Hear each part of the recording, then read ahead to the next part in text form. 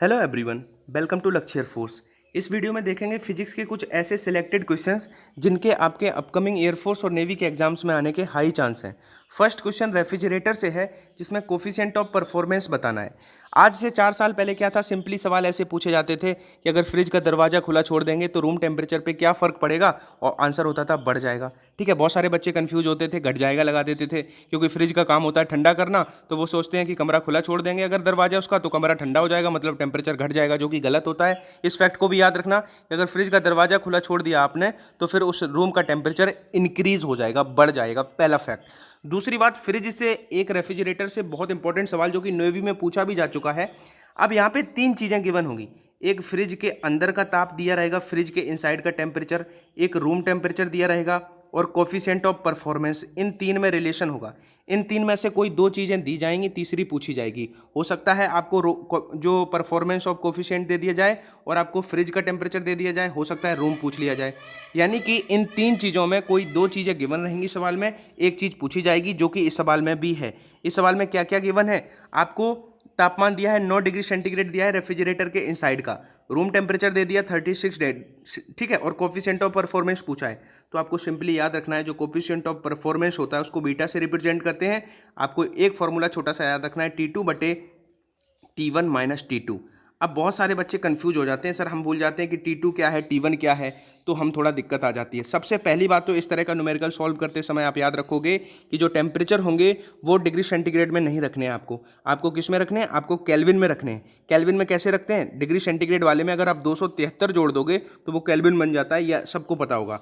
अब यहाँ पे जो आपका, अब यहाँ से आप अगर कंफ्यूज हो जाते हो तो ऐसे सोचो, T1 में से T2 नीचे घट रहा है, डिनोमिनेटर में अगर आप देखोगे तो T1 में से T2 घट रहा है, यानी कि T1 बड़ा होगा, और बड़ा ऑब्वियसली कमरे का टेम्परेचर होगा, तो रूम टेम्परेचर होता है T1 और T2 होता है स्मॉल, यानी कि फ्रिज के इनसाइड का टेम्परेचर। तो आप इसमें क्या है, आप याद रखोगे T2 ऊपर जो है वो कम वाला रखना है हमेशा, और जो फ्रिज के इनसाइड का है वो रखना है। तो फ्रिज के इनसाइड का कितना है? 9 डिग्री सेंटीग्रेड। 9 डिग्री सेंटीग्रेड में जब 273 जोड़ोगे तो 282 हो जाएगा, तो 282 तो ऊपर हो गया।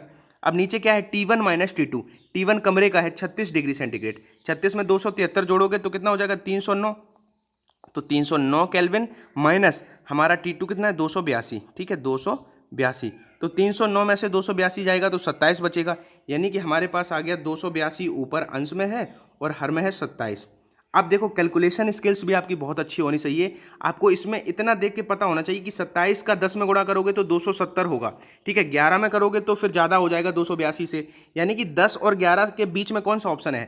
तो 10.4 हमारा हो गया, क्योंकि 27 में जैसे ही 10 का गुणा करोगे तो 270 होगा, तो ये 270 से तो थोड़ा सा ही ज़्यादा है, स्लाइटली अबव है, तो हमारा 10.4 हो गया। आपको पूरी कैलकुलेशन नहीं करनी है और एग्जामिनर आपसे डिमांड भी नहीं कर रहा है, क्योंकि 27 का जब 11 में मल्टीप्लाई करोगे तो 27 का जब 11 में तो 297 होगा, जो कि हमारा 282 से ज़्यादा हो जाएगा, यानी कि 11 बार तो नहीं कट रहा है, 10 से थोड़ा कम रह रहा है, यानी कि 10.4 आंसर हो गया। ठीक है, आशा करता हूँ हमने पूरी कोशिश करी है इस टाइप को समझाने की। अब मैं आपसे क्वेश्चन करूं, आपको अगर अच्छे से समझ में आया तो मैं आपसे एक दूसरा क्वेश्चन पूछ रहा हूं कि कोफिशिएंट ऑफ परफॉर्मेंस 5 है, ठीक है, एक सवाल मैं आपसे दे रहा हूं, उसका डेटा क्या है कि जो है कार्य निष्पादन गुणांक या कार्य गुणांक भी इसको कहते हैं, वो 5 मैंने दे दिया, ठीक है। रूम का टेम्परेचर मैंने आपको दे दिया 27 डिग्री सेंटीग्रेड। अब मैं आपसे पूछता हूं कि इनसाइड उसके फ्रिज के अंदर का आप ताप बताओ और केल्विन में। आप आंसर जो है कमेंट जरूर करना। अगर आपने इसका आंसर कमेंट किया तो इसका मतलब आपको ये वाला सवाल क्लियर हो गया था। याद रखना, इस सवाल में 27 को उसमें चेंज करके रखना, ठीक है। ये तो हो गया फर्स्ट सेकंड टाइप आपका, फ्रिज के सवाल से ये भी सवाल पूछा जा सकता है। और रेफ्रिजरेटर से कैसे पूछेगा वो? आपको वो कह देगा कि कार्य गुणांक बताओ, ठीक है, परफॉर्मेंस कोफिशिएंट ऑफ परफॉर्मेंस आप बताओ। अगर उसकी दक्षता एफिशिएंसी दे देगा 25%, कुछ भी दे देगा, मान लो 25% उसने दे दी कि उसकी एफिशिएंसी जो नीट है वो 25% है उस फ्रिज की, तो उसका कार्य गुणांक बताओ। ये भी एक टाइप है, नेक्स्ट टाइप है।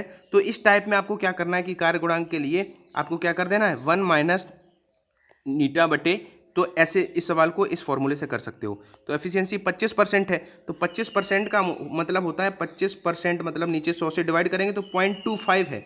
एफिशिएंसी कितनी है? 0.25 दक्षता, तो 1 माइनस 0.25 बटे 0.25, तो ऊपर 1 में से 0.25 जाएगा तो ऊपर तो बचेगा 0.75, और नीचे कितना है? 0.25, तो कितना आ गया? 3 आ गया। क्या कार्य गुणांक यानी कि कोफिशिएंट ऑफ परफॉर्मेंस। यानी कि कोफिशिएंट ऑफ परफॉर्मेंस दो टाइप से सवाल बन सकता है, या तो सीधा सीधा रूम टेम्परेचर और फ्रिज का टेम्परेचर दे के पूछा जाएगा जो कि इस टाइप में था, या फिर ऐसे दक्षता दे देगा और पूछा जाएगा तो फिर इस टाइप से करोगे।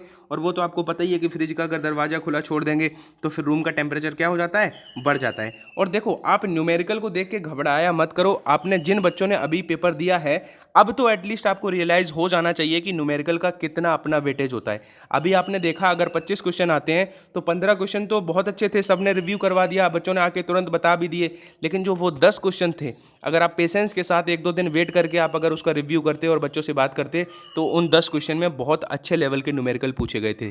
तो मेरी कोशिश है कि मैं आपके अकॉर्डिंग नहीं चलूँगा, ठीक है। मैं जो एग्जामिनर, जो रिक्रूटमेंट बोर्ड चाहता है, डिमांड करता है, जो उसकी अभी इस इनटेक में डिमांड थी, उसके अकॉर्डिंग आपको नेक्स्ट इनटेक के लिए प्रिपेयर करा रहा हूँ, ठीक है। तो बस आप ट्रस्ट रखो और रोज थोड़ा थोड़ा सीखते रहो। ये ग्रेजुअल प्रोसेस होती है, आप एक दिन जरूर वॉरियर बन पाओगे। सेकंड क्वेश्चन है, एक टैंक में जल की ऊंचाई h है। अगर जल की ऊपरी सतह से इतनी गहराई पर टैंक की दीवार में एक छिद्र हो जाता है तो उससे बाहर निकलने वाले द्रव का जो रेंज है वो क्या होगा। आप इंग्लिश वाले इंग्लिश में क्वेश्चन को पढ़ सकते हो। बहुत इंपॉर्टेंट और फिक्स पैटर्न का क्वेश्चन है। डायरेक्ट इसको आप फॉर्मूले से बहुत फास्ट कर सकते हो। इसको आप सीधा रेंज जो है वो निकाल सकते हो किस फॉर्मूले से, 2h h का स्क्वायर रूट, ठीक है। अब इसमें ये थोड़ा चैलेंज हो सकता है कि h और h आप केयरफुली रखना कि ये क्या है, तो वो मैं आपको समझा दूं कि अगर एक मान लो ये एक टैंक है, ठीक है, इसमें मान लो यहाँ पे छिद्र है, ठीक है, तो जो h और h है वो h उसमें एक क्या है, ऊपर से सरफेस से हाइट है, और एक डैश वाला क्या है, नीचे से उसका मतलब एक ऊपर से ऊंचा गहराई, एक नीचे से उस छिद्र तक की ऊंचाई, ये है। मतलब इन एरो की तरह से आप याद रखना, ये एरो दो आपको दिख रहे हैं, मतलब यहाँ पे तो वो अपना टारगेट है, यहाँ पे छिद्र है, तो एक जो एच रखना है वो ऊपर सरफेस से गहराई रखना है उस छिद्र तक की, और दूसरा वाला बॉटम से ऊपर तक का उस छिद्र तक का ऊंचाई रखना है। उनका मल्टीप्लाई स्क्वायर रूट और 2 से मल्टीप्लाई आपका रेंज आ जाएगा, ठीक है। इस तरह का सवाल अगर आया, ठीक। अब क्या करना है, अब मैं इसको फॉर्मूले को ऊपर लिख दे रहा हूँ, 2h का स्क्वायर रूट, ठीक है। अब इसको हम लगाते हैं तो हमारा रेंज है क्या हो जाएगा, 2। अब h, अब उसने क्या कहा है कि अब देखो ये है, ठीक है, ये इसका सरफेस है, तो कह रहा है कि सतह से इतनी गहराई पर, तो एक चीज़ तो हमें मिल गई, सतह से जो गहराई है वो मिल गई, कितनी है, इतनी 3h/4, तो हम लगा देते हैं 3h/4। अब दो चीज़ों पे हमें टारगेट करना है, एक गहराई और एक नीचे बॉटम से उसकी ऊंचाई। तो अगर पूरा h है, मेरी बात ध्यान से सुनना, अब देखो ये वाला एरो हमें मिल गया, ये एरो चाहिए। अब अगर पूरा h है और उसमें से अगर ये इतना घटा देंगे तो हमारा नीचे से बॉटम से उस होल तक का मिल जाएगा। तो h माइनस अगर हम 3h/4 करेंगे तो हमारा सेकेंड एरो भी मिल जाएगा, जो कि कितना आएगा, हमारा आएगा 3। अगर h में से 3h/4 घटाएंगे तो हमारा 4h माइनस 3h मतलब h/4 बचेगा, तो h/4 आ गया। अब यही मेरा आंसर है। अब देखो 2, अब हमारा h और h 2 हैं तो अंडर रूट से बाहर आके एक h बाहर आ गया। 4 और 4 थे तो वर्गमूल से बाहर आया, एक 4 आ गया। अब वर्गमूल में बचा क्या, केवल अंडर रूट 3। अब देखो ये 2 से ये 2 बार कट गया, तो √3h/2 कौन सा ऑप्शन है, डी ऑप्शन है, तो हमारा डी ऑप्शन हो गया √3h/2। एक बार फिर से मैं आपको समझाने की कोशिश करूंगा, बाकी समझ में तो आपको आ गया होगा कि अगर ऐसा सवाल आता है तो आपने क्या करना है कि मान लो उसका रेंज अगर बताना है तो मान लो यहाँ पे छिद्र अगर है यहाँ पे, तो 2 एरो पे आप कंसंट्रेशन करना, 2 जो हमने तीर के निशान बनाए हैं, एक तो ऊपर के सरफेस से उसकी गहराई और दूसरा एरो है बॉटम से उसकी ऊंचाई। इन दोनों का मल्टीप्लाई करोगे, उसका वर्गमूल लोगे और 2 से गुणा करोगे, ये हमारा जो है क्या आ जाएगा, रेंज आ जाएगा। ये भी एक बहुत अच्छा टाइप है जो कि आपका in future according to this intake आपका इस तरह के न्यूमेरिकल एक्सपेक्टेड है। क्वेश्चन है, जो गर्म तार के अमीटर होते हैं, हॉट वायर अमीटर होते हैं, वो क्या मेजर करते हैं, केवल डायरेक्ट करंट को मेजर करते हैं या अल्टरनेटिंग करंट को केवल, या एसी और डीसी दोनों को, या फिर नाइदर एसी नॉर डीसी। तो आपको याद रखना है इस फैक्ट को, बहुत अच्छा सवाल है। तप्त तार जो अमीटर होते हैं वो हमारा बोथ को मेजर करने के लिए यूज़ किए जाते हैं, यानी कि इस क्वेश्चन का आंसर हो जाएगा एसी और डीसी। एक सवाल और जो कि एयरफोर्स में पूछा जाता है कि एसी को डीसी में जो बदलता है उसको क्या कहते हैं, जो एसी को डीसी में बदलता है उसको दिष्टिकारी कहते हैं, दिष्टकारी, और इस प्रोसेस को दिष्टिकरण कहते हैं, उसको क्या कहते हैं, रेक्टिफायर, और इस प्रोसेस को रेक्टिफिकेशन कहते हैं। ये बहुत ईजी है लेकिन पूछा जाता है। ऐसे सवाल आ जाते हैं जैसे कि अगर हम बात करें कि आपसे विद्युत मोटर, जो इलेक्ट्रिकल मोटर होता है, विद्युत मोटर और और जनित्र, इनमें कंफ्यूज हो जाते हैं बच्चे। एक सवाल आता है, मैं आपको बताऊं, जनरेटर और मोटर का। जो मोटर का प्रिंसिपल होता है वो क्या होता है कि वो इलेक्ट्रिकल एनर्जी को मैकेनिकल एनर्जी में बदलता है, विद्युत ऊर्जा को यांत्रिक ऊर्जा में बदलता है विद्युत मोटर। लेकिन इसका उल्टा होता है जनरेटर, ठीक है। जो जनित्र होता है वो मैकेनिकल एनर्जी को इलेक्ट्रिकल एनर्जी में बदलता है, ठीक है। ऐसे कंफ्यूज ना होना आप लोग, इस फैक्ट को बहुत अच्छे से याद रखना। मैंने तो ऐसे याद कर लिया, ठीक है, आप कर लेना जैसे भी आप कर पाओ, कि मोटर इलेक्ट्रिकल को मैकेनिकल में बदलता है और जनरेटर मैकेनिकल को अब आप लोग यहीं पे पॉज करके आप बताओ। ऐसे ही माइक्रोफोन का और स्पीकर का, लाउड स्पीकर का रहता है, तो इन दोनों में क्या रहता है, आप बोथ आर रेसिप्रोकल, जो वाइस वर्सा हैं, तो इनके भी आप याद रखना। अगर किसी आर प्रतिरोध वाले अमीटर में इसके विक्षेप को 30 एम्पियर से 10 एम्पियर कम करने के लिए आवश्यक शंट क्या होगा, ठीक है। आप इंग्लिश में भी पढ़ सकते हो और बहुत इंपॉर्टेंट सवाल ये है। इनफैक्ट इस सीरीज में जितने भी मैं क्वेश्चन करा रहा हूँ ये सारे ही हाईली इंपॉर्टेंट हैं आपके, चाहे नेवी कोस्ट गार्ड हो, चाहे SSR AA, क्योंकि इनमें जो अभी इस वीक में जो आपको क्वेश्चंस का रिफ्लेक्शन मिलेगा वो रिसेंट इनटेक का मिलेगा, ठीक है। जो न्यूमेरिकल का लेवल अभी पूछा गया है उसी, ठीक है, उसी के अराउंड चीज़ें हैं। तो आप हर क्वेश्चन में ये नहीं कहूँगा कि ये सवाल आया था, इससे रिलेटेड आया था, ये अंडरस्टूड है। जो चीज़ें मैं करा रहा हूँ वो मोर देन इंपॉर्टेंट है। बस मैं रोज़ आपको सिखाऊंगा और आप देखोगे ग्रेजुअली कि आप इतना कुछ सीख जाओगे, बस आप लिखते चलना चीज़ों को, ठीक है। इसमें भी इस फॉर्मूले पे सवाल एयरफोर्स में आज जो दे रहे हैं पेपर, ठीक है, रिपीटर है, उनको पता होगा कि इस पे सवाल बनता है और जनरली बच्चे इसको इग्नोर करते हैं। और 2-3 टाइप के इस पे सवाल बनते हैं इस फॉर्मूले पे, I-IG। होता क्या है, मान लो ये गैल्वेनोमीटर है, तो इसके हमने पैरेलल में एक शंट लगा दिया, ठीक है, अमीटर में कन्वर्ट करने के लिए। तो अगर इधर करंट जो I था पूरा, तो इधर जो है वो IG जा रहा है और इधर बचा हुआ I-IG, ठीक है, डिफ्लेक्शन I-IG। तो क्या है कि इस पे क्या है कि इस फॉर्मूले पे सवाल बन जाता है। इन्हीं 4-5 बातों में से कितनी है, I-IG, G, इसमें से क्या है, हो सकता है आपको शंट का प्रतिरोध दे दे, ठीक है, आपको जो है गैल्वेनोमीटर का पूछ ले। तो इस फॉर्मूले को आपको याद रखना ही रखना है, ठीक है। अब इसमें रख दो सारे वैल्यूज। IG कितना है, ठीक है, I कितना है 30, ठीक है, और I-IG कितना है, डिफ्लेक्शन कितना हो रहा है 30 से 10 का मतलब 20, तो नीचे की वैल्यू तो हमें मिल गई कितनी, 20, I-IG। ऊपर IG कितना है 10 तक करना है, गैल्वेनोमीटर का करंट कितना है 10, तो 10 गुणा G का मान दिया हुआ है R प्रतिरोध वाला अमीटर है, तो गैल्वेनोमीटर का प्रतिरोध R दिया हुआ है, तो इसको 10 से इसको कट करेंगे तो R/2 हमारा आंसर हो जाएगा, यानी कि C ऑप्शन राइट आंसर हो गया।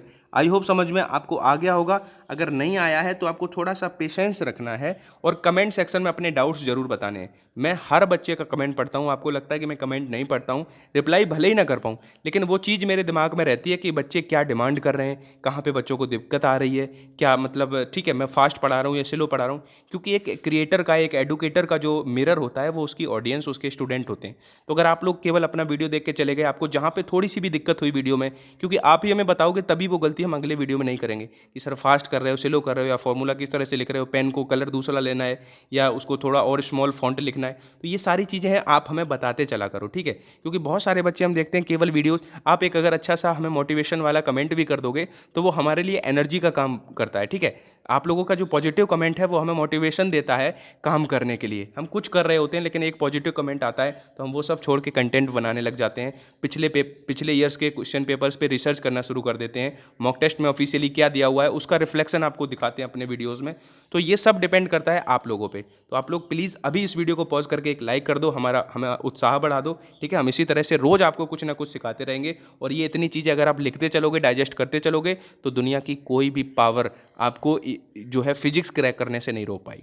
जिसमें जो करंट एम्प्लीफिकेशन फैक्टर होते हैं अल्फा और बीटा, उनमें रिलेशन पे बेस्ड सवाल है। ये बताना है which of the following is not correct, ठीक है। तो इसके लिए आपको नॉट करेक्ट के लिए आपको करेक्ट पता होना चाहिए, तो उसके लिए आपको याद रखनी है 2 बातें, ठीक है। अभी फिलहाल आप रट लो, मैं कहता हूँ आज के लिए आप रट लो, थोड़ा वेट करो, जब ट्रांजिस्टर सेमीकंडक्टर का वीडियो आएगा तब डिटेल में मैं बता दूंगा। फिलहाल के लिए आप रट लेना इस चीज़ को, जो अल्फा होता है, ठीक है। अल्फा होता क्या है, अल्फा आपका होता है जो करंट गेन होता है कॉमन बेस मोड में, तो वो अल्फा होता है, तो वो होता है β/1 + बीटा, ठीक है।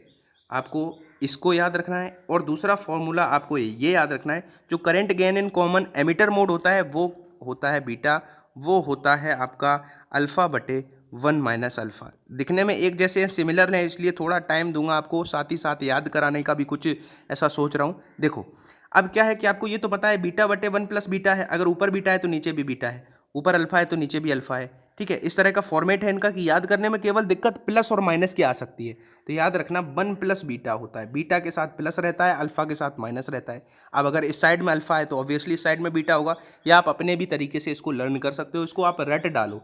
ठीक है, ये कहाँ से आया एक बार मैं आपको थोड़ा इसका भी, लेकिन अगर आपको ये नहीं पता है कि बेस करंट क्या होता है, एमीटर करंट क्या होता है, तो थोड़ा सा आपको हो सकता है दिक्कत हो, लेकिन फिर भी मैं बता दे रहा हूँ। अब इसमें क्या है, अकॉर्डिंग टू दिस अगर आप देखोगे तो अल्फा बटे बीटा बटे 1 प्लस बीटा, ए ऑप्शन भी सही है। ऑप्शन एलिमिनेशन देखना आप। अब अगर आप देखोगे बीटा बराबर अल्फा बटे 1 माइनस अल्फा, तो ये ऑप्शन भी सही है।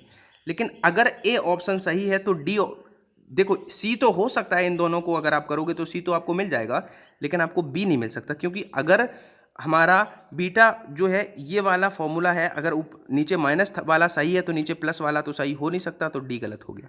ठीक है, अगर सी अब कैसे आया, तो सी इन दोनों से आप सी निकाल पाओगे, या मैं आपको बता भी दूं इसका ओरिजिन क्या है, यही मैं आपको बता दूं। देखो होता क्या है बेसिकली, जो एमिटर करंट होता है आपको मैं आगे बताऊंगा, collector current plus base current होता है। अब क्या है कि ये भी इससे भी क्वेश्चन बना है, और प्रीवियसली वो क्वेश्चन मैंने बताया भी है कि केवल इस फैक्ट से वो सवाल पूछा है। अब इसमें अगर हम हर टर्म्स में कलेक्टर करंट से डिवाइड कर देंगे, ठीक है, तो हमें क्या मिलेगा, इधर जो है ये मिलता है, ये हमारा होता है अल्फा, 1/अल्फा। तो 1/अल्फा, क्योंकि अल्फा का रेसिप्रोकल है करंट गेन जो होता है बेस मोड का, मैं आपको आगे बताऊंगा ये सारी बातें। तो 1/अल्फा बराबर इधर तो 1 मिल गया, तो बराबर 1 प्लस ये रेसिप्रोकल है उसका, तो 1/बीटा। तो यहाँ से आप देखोगे तो 1/अल्फा माइनस 1/बीटा बराबर 1, ये रिलेशन भी सही है, लेकिन डी गलत है। फिलहाल के लिए आपको बहुत, आप कंफ्यूज शायद हो गए होंगे इस प्रश्न में, तो आपको फिलहाल के लिए इसको, जो आपका एम्प्लीफिकेशन, जो आपको ये याद रखना है फॉर्मूला कि ये सही होता है, और कौन सा याद रखना है कि ये सही होता है। ठीक है, फिलहाल के लिए। और ये कैसे आया वो भी मैंने थोड़ा बताने की कोशिश की है, बाकी आप वेट करो।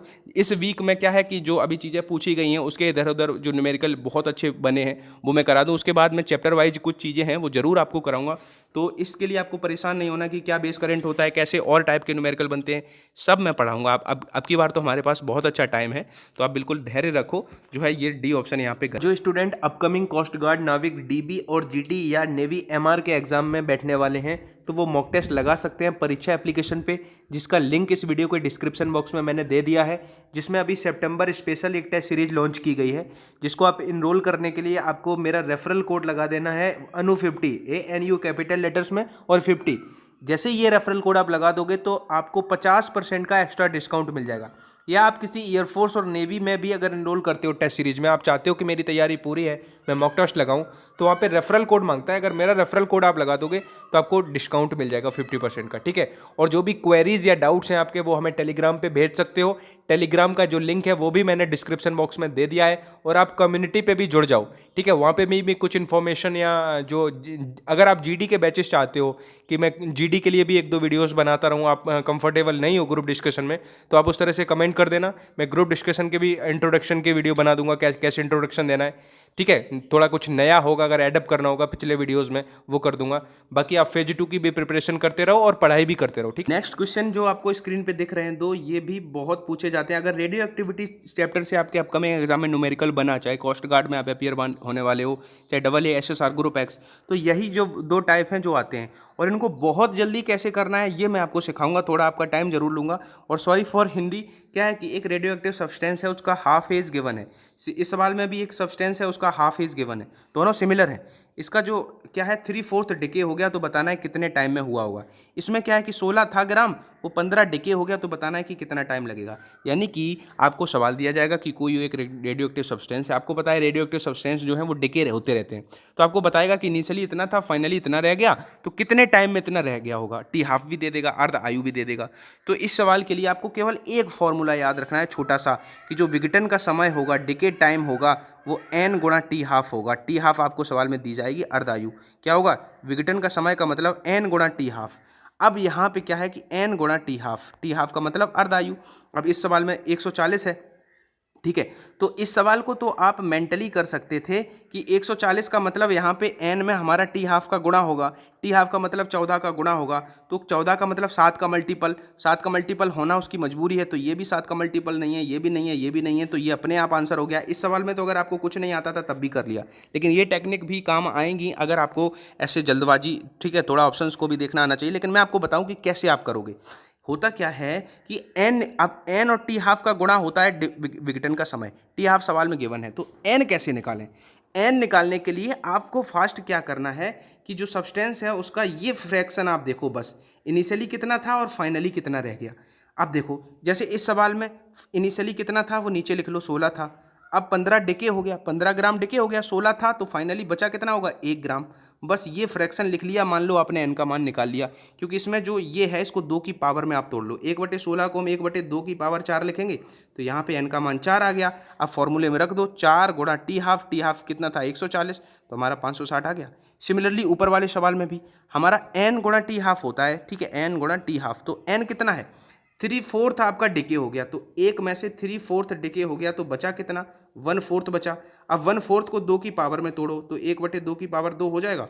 तो हमारा जो टी हाफ है, जो एन है, वो यहाँ से पावर मिल गई कितनी 2, तो 2 का गुणा कर दो टी हाफ में। टी हाफ कितना था 30 दिन, तो हमारा आंसर 60 दिन आ गया। लेकिन ये भी आपको लिखना नहीं है सवाल में। अब मैं आपको बताऊं, क्योंकि आपको टाइम सेव करना है, कॉम्पिटिटिव एग्जाम है, तो हमेशा ये आप याद रख लेना, इस टाइप के जितने भी सवाल आप बुक उठा के अभी सॉल्व करोगे तो जो डिनोमिनेटर होगा बस उसको आप देखना, वो 2 का कितना पावर है वही एन होगा। जैसे इस सवाल में 4 था, भले ही ये 3/4 जो है वो डिके हुआ है, बचा 1/4 है, लेकिन आप 1/4 भी ना निकालो, केवल डिनोमिनेटर देखो 2 का कितना पावर है, ये आप मेंटली देख पाओगे कि ये 4 जो है वो 2 का पावर 2 था।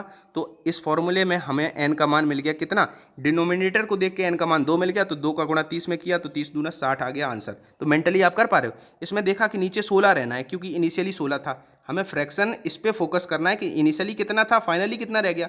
तो इनिशियली इसमें 16 था, 16 2 का पावर 4 है, तो बस एन का मान 4 मिल गया मेंटली। और आपका टी हाफ कितना दिया था 140 दिन, तो डिके टाइम हमारा कितना आ गया 140 × 4 कितना गया 560। तो ऐसे इस सवाल को करना है बहुत जल्दी। कैसे कि इस सवाल में हो सकता है अब क्या सवाल ऐसे भी आ जाए कि आपको कह दे कि विघटन का समय 560 दिन है, पहले ही दे दे सवाल में, और कुछ पूछ ले, क्या पूछ ले, आपको बताए कि पूछ लेगा कि इसकी अर्धायु बताओ, तो आप अर्धायु के लिए एन से डिवाइड कर दोगे डिके टाइम में।